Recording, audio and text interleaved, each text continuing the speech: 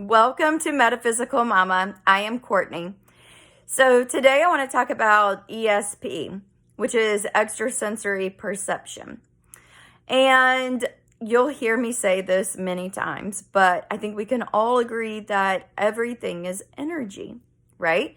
So the seen and the unseen. And we all have this ability to tap into this innate intelligence, this innate knowing. And sometimes those messages can come in through different ways, whether it's, a seeing, a hearing, feeling, or knowing. All right. So I just want to go through, I often refer to it just as just trust what comes through, whether it's, you see it, hear it, feel it, or know it. But there are names because we like labels. But there are names for each sensory.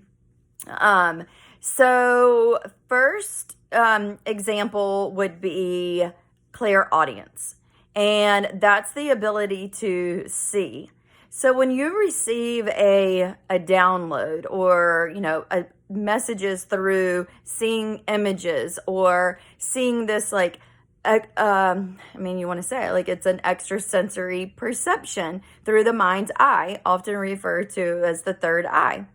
And so that's one way to receive messages is through seeing, clairaudience, okay?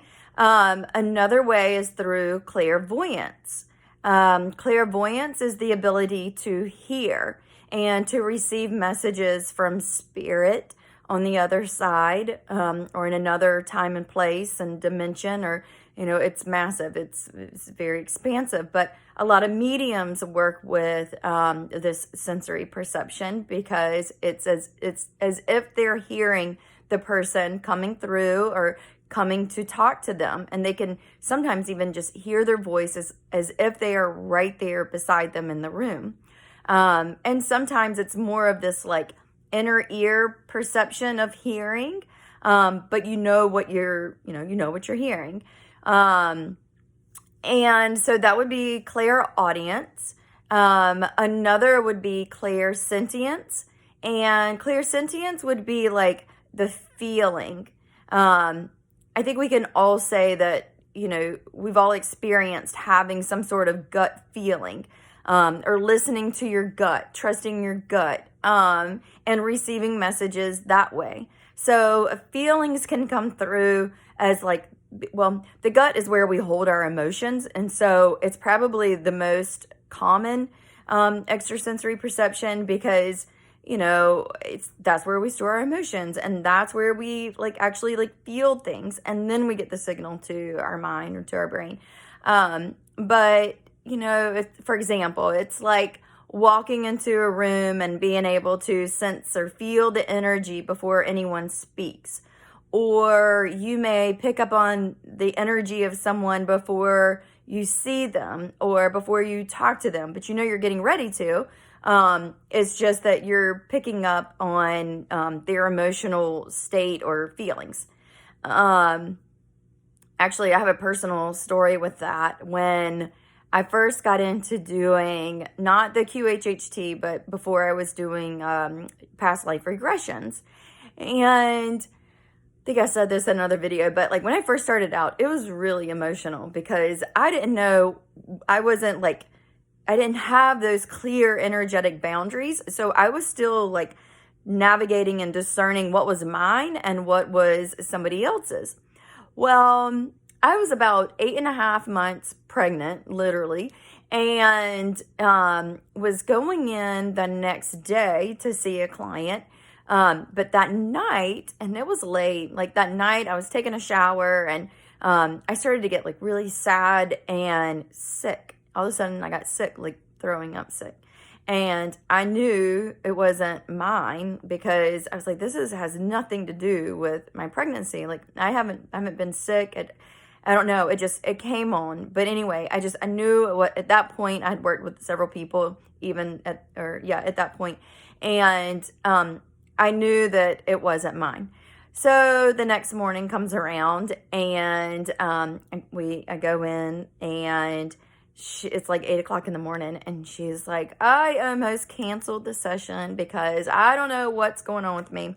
Never get sick, but I was up all night throwing up and, just feeling all kinds of emotions. And I was like, oh, yeah, felt that. But anyway, she went, all over the place in her past lives and was able to put meaning, to what it is that she was feeling and what was kind of like prepping her for what she was going to be experiencing. So that is an example of the clairsentience. And, with all of you, like when you have a feeling, like trust it, that is your right brain. That's that flow state. That's before you've had a chance to put your left brain, analytical, logical mind to it and just go with it. Go with your intuition. Trust it, know it, feel it, honor it. Okay. And then there's another, the claircognizance. I can't ever say that, but, that is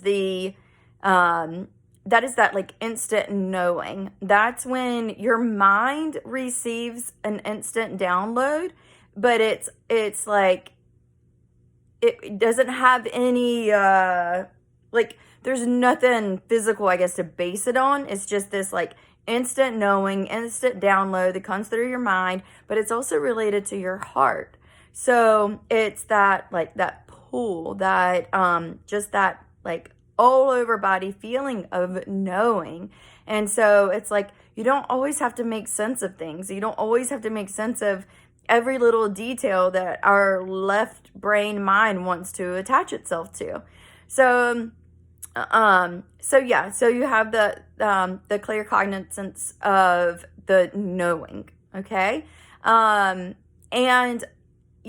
a lot of times, sometimes people will just be focused on one, or they receive very strong messages through just one avenue. And then sometimes people receive messages in all of them. So it really doesn't matter. It's just the most important thing is just tuning into it and trusting it and listening to it. Because we all have the ability to tap into that infinite knowledge of information. So it's there for all of us. And it helps us along the way, and it helps with the synchronicities of our life paths and what our soul mission and purpose is. So there's a lot of factors that go into it.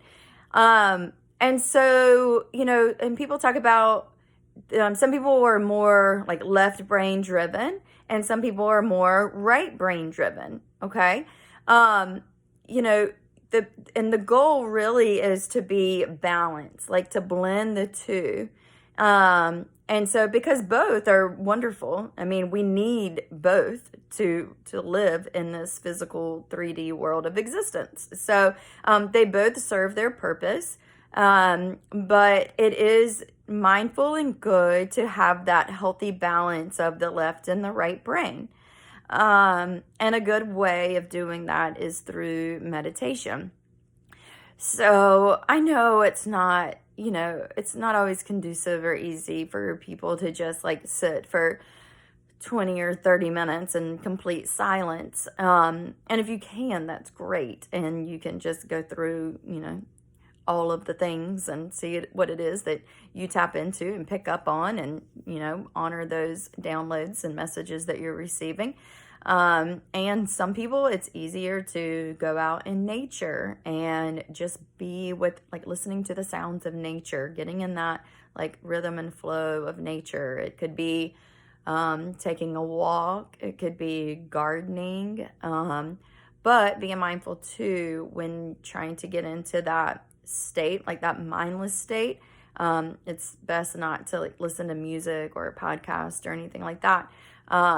And so it's just tuning everything out and just really like focusing on the task at hand, or just being and connecting in with nature and just listening as information comes through, and whatever seeing, hearing, feeling, knowing way that it does.